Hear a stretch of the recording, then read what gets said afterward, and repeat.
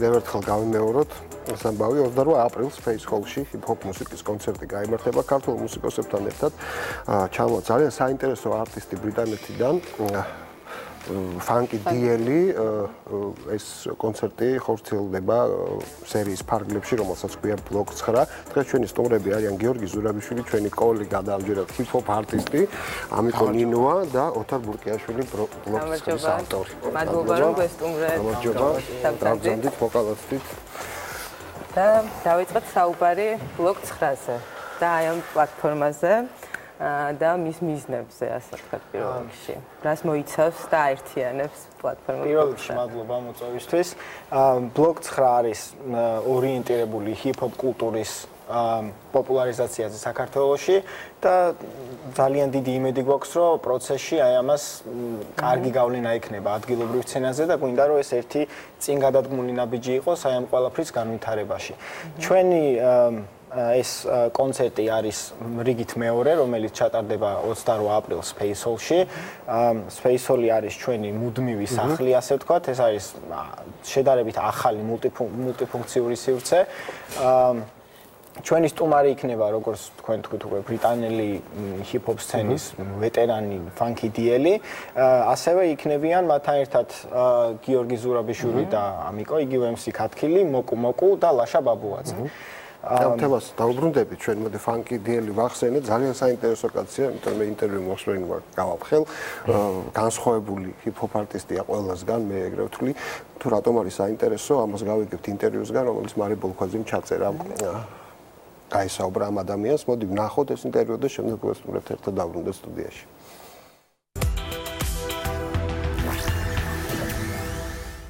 ბრიტანელი ჰიპ-ჰოპ სცენის ერთ-ერთი ყველაზე პოპულარული წარმომადგენელი FUNKY DL-ს სტუდიას ერთვება. ჩვენ გვაქვს შესაძლებლობა იგი უფრო ახლოს გავიცნოთ, როგორც მუსიკოსი და შევიტყოთ თუ რა პროგრამის წარსდგება ის ქართველი მსმენელის წინაშე. Yo, this is FUNKY DL, the beat making rhyme slaying kid from the east. And I'm getting ready to make the dopest hip-hop album I've ever made, period. მადლობა რომ გვერთვებით. თქვენი მუსიკალური კარიერა საკმაოდ მდიდარია. ვფიქრობ რომ მაყურებელს დააინტერესებს თუ რა ეტაპები განვლეთ. 17 წლიდან აქტიურად მოღვაწეობთ და თუ შეიძლება გითხარით რომელი იყო ის პირველი ალბომი, რომელმაც პოპულარობა მოგიტანათ? The first album I released that პირველ ალბომს, რომელიც გამოუშვიდა პოპულარობა მომიტანა, ერქვა დღე იყო კლასიკური. ეს ალბომი 1997 წელს გამოვიდა. სწორედ ამის დამსახურებით მოვიპოვე რამდენიმე ჯილდო. გავიმარჯვე მობოს კონკურსში, რომელიც იშიფრება როგორც მუსიკა შავი წარსულით. And the best hip hop act did. FUNKY DL. ეს ჯილდო 1997 წელს მოვიპოვე საუკეთესო ჰიპ-ჰოპ შესრულებისთვის. ჩემი აზრით სწორედ ესაა ის ალბომი, რომელმაც ხალხის ყურადღება მომიტანა. თქვენი მუსიკა ჯაზის და ჰიპ-ჰოპის სინთეზს წარმოადგენს. როგორ მოახდინეთ ამ ორი ჟანრის გაერთიანება და როდესაც მუსიკით დაინტერესდით, ყავდათ თუ არა კლასიკური ჯაზ შემსრულებელი კუმირები, რომლებიც ინსპირაციის წყაროდ იქცნენ? ჩემი დაინტერესება ჯაზით და ჰიპ-ჰოპით მაშინ დაიწყო, როცა პირველად მოვისმინე Jungle Brothers, De La Soul, A Tribe Called Quest. რადგანაც ისინი იყენებდნენ ჯაზს და ჯაზთან დაკავშირებულ სხვადასხვა ჟანრებს საკუთარ ნამუშევრებში.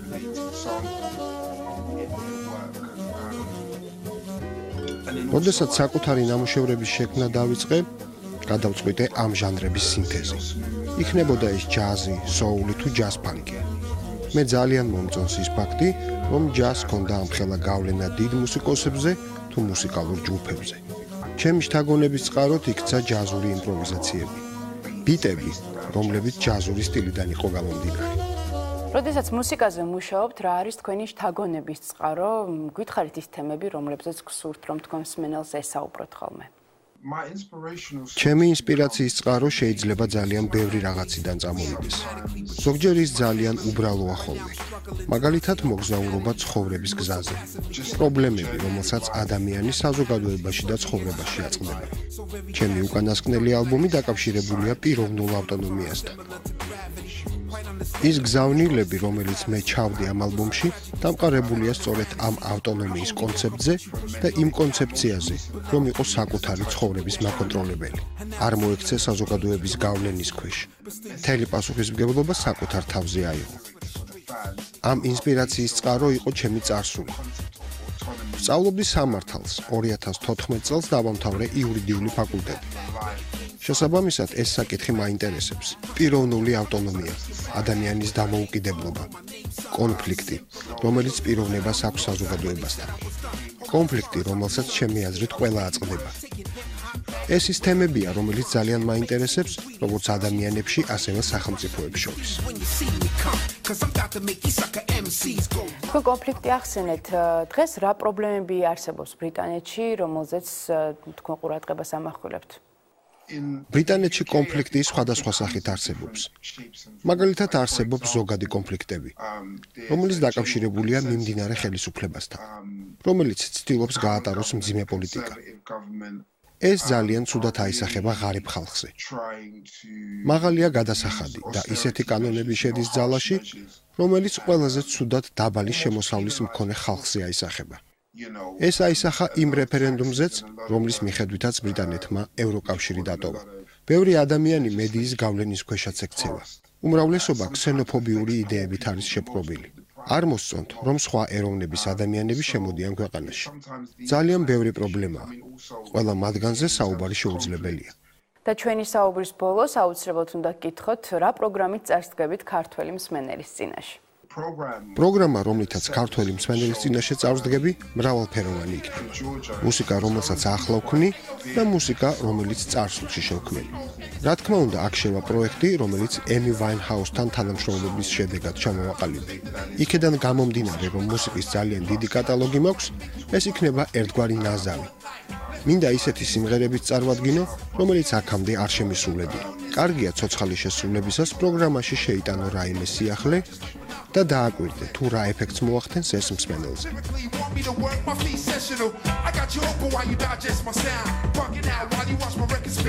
დიდი მადლობა, გისურვებთ წარმატებებს, მაყურებელს კი შევახსენებთ, რომ ჩვენ გვერდებოდა ბრიტანელი ჰიპ-ჰოპ სცენის ერთ-ერთი ყველაზე პოპულარული წარმომადგენელი FUNKY DL.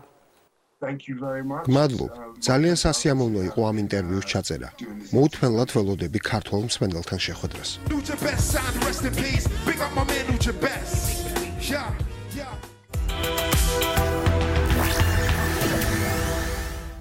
მართლა გითხრათ, იურისტი ჰიპ-ჰოპში პირველად ნახე. თუ არის ღამე თუ რა. კარგი. ეს კონცერტი იმართება სერიის ფარგლებში, რომელის ორგანიზატორი არის ბლოკ 9 ქვია ამას, აფურა იყო პირველი კონცერტით ჩამოსული, აბსოლუტურად განსხვავებული, ვთქვათ, ეპოქის თუნდაც და ჟანრის არტისტი. რატომ დაგაინტერესოთ კონკრეტულად FUNKY DL-მა, რით იყო საინტერესო თქვენთვის? პირველ რიგში საინტერესო იყო მისი მუსიკალური შემოქმედებიდან გამომდინარე. ძალიან ისეთი საინტერესო სინთეზი აქვს თავის მუსიკაში გამოყენებული. საერთოდ ჰიპ-ჰოპში ძალიან დიდი კულტურა არსებობს. ჯაზის და თქვათ სოულის და სხვადასხვა ჟანრების მიერ შექმნილი კატალოგის გამოყენება და რა გარდაქმნა ეს ძალიან დიდი კულტურა და ძალიან საინტერესოა ეს ყველაფერი. სემპლინგი რასაც ქვია. და ჩემი აზრით, აი FUNKY DL-ი გამოირჩევა გლობალურად და ზოგადად ჰიპ-ჰოპ ინდუსტრიაში ისეთი არტისტია, რომელიც არა მხოლოდ კარგი MC არის, არამედ ძალიან კარგი პროდიუსერი არის და ძალიან ღრმა ცოდნა აქვს ზოგადად მუსიკის. ხო, ჯაზი იცის კარგად, მე უსმენდი გუშინ და ესე გემოვნებით შეტანა თქვა ამ მუსიკაში ძალიან ცოტა ახერხებს.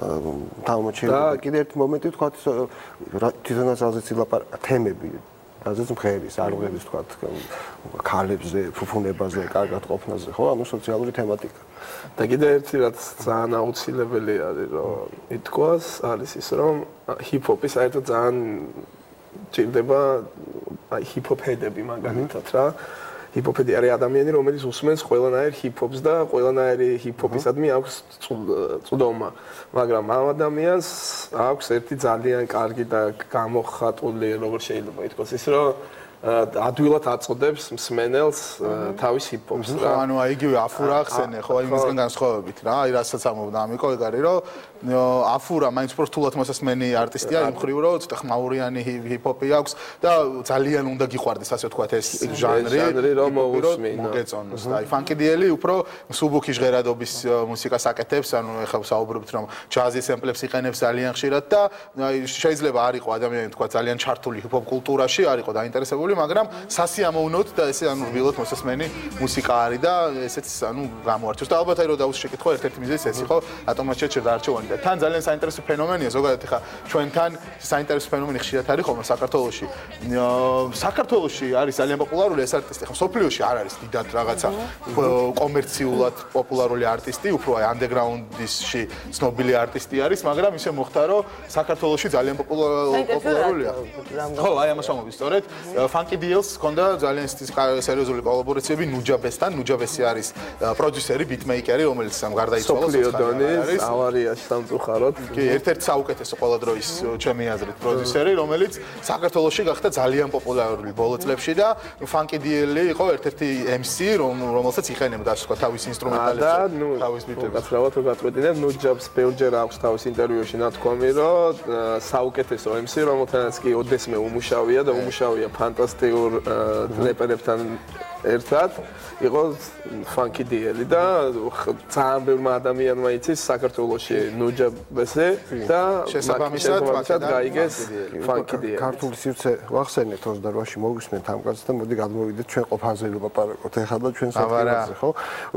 შეიძლება ითქვას დღევანდელი ქართული კლუბური სივრცე მრავალჟანრობრივი არ არის, ნუ ვაღიაროთ ელექტრონულმა მუსიკამ დაიპყრო ასე თუ ისე და თქვა თუ რაღაცა კლასიკური ბლუზის მოსმენამიდან თუნდაც ჰიპ-ჰოპის მოსმენამიდან და წარმოგვიდგენ არ მაქვს აწავიდე ხო?